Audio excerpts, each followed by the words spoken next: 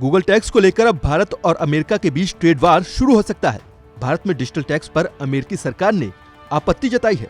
साल 2016 में मोदी सरकार ने फेसबुक, उबर, अमेजॉन, गूगल, डिजिटल और ऑनलाइन कारोबार करने वाली विदेशी कंपनियों पर गूगल टैक्स लगाया था। फिलहाल भारत में कारोबार करने वाली विदेशी डिजिटल कंपनियों से 2% गूगल टैक्स वसूला जाता है। अगर कोई विदेशी कंपनी भारत में ऑनलाइन विज्ञापन या दूसरे माध्यम से कमाई करती है तो उस पर गूगल टैक्स वसूला जाता है। गूगल टैक्स का सबसे ज्यादा असर अमेरिकी ऑनलाइन टेक कंपनियों पर पड़ा है, क्योंकि फेसबुक, गूगल, अमेजन जैसी ऑनलाइन टेक कंपनियां भारत में मोटी कमाई करती हैं।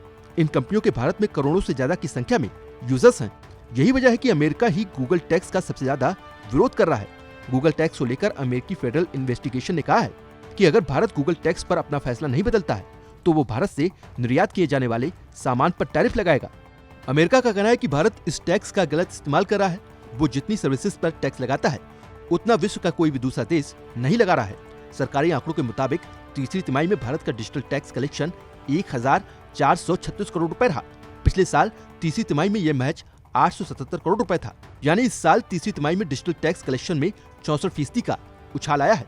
सरकार ने डिजिटल टैक्स को इसलिए लागू किया था क्योंकि विदेशी कंपनियां भारत में हर साल हजारों करोड़ रुपए कमाती हैं और बहुत कम कॉर्पोरेट टैक्स चुकाती हैं। एक रिपोर्ट के मुताबिक कारोबारी साल 2020 में एप्पल ने भारत में 13,756 करोड़ रुपए की कमाई की थी।